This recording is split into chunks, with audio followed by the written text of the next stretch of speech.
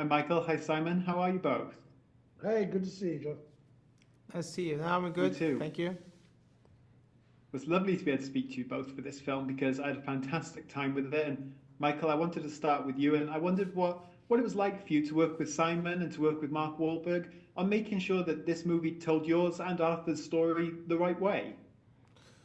Um, First of all, both Simon and Mark are very passionate people, and if they haven't been this passionate, I doubt that we've seen this movie because it's so many things that happened during before the movie, on the sets and everything. Like we have injuries on Mark like twice, so he still just continue pushing. We have a extremely hard environment we were shooting this movie, and it was raining, and everything was it was pretty tough for everyone. And I think because of especially Mark and Simon was great leaders and kept the production going.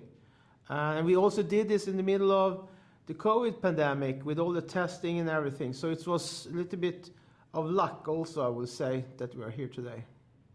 Amazing. And Simon, with a movie like this, you're shooting in some really challenging, extreme locations. So what was it like for you to have to set this story in places like that and what the logistical challenges that come with it? Well, it was mostly exciting. Sometimes it was an absolute nightmare, but you have to sort of do your best to make things feel truthfully bleak and dangerous and exciting. So yeah, we had to take our cast and crew right into the jungle. Sometimes we went to work by boat for an hour. Sometimes we went by helicopter. Sometimes we drove through, muddy jungle trails. But it was very rewarding. It's a beautiful, amazing country, the Dominican Republic, and we all perhaps think about it for the beautiful beaches and stuff around the outside. But the minute you go into the country, you start to see a different side of it. Yeah, absolutely. And my sister lived in Thailand for a while and she actually rescued a dog. So I know it's very important to shine a light on this. So for both of you, what does it mean with this movie? That obviously on the one hand, you're telling a really exciting, gripping story, but on the other, you're telling people the importance of rescuing dogs from countries like this. Michael.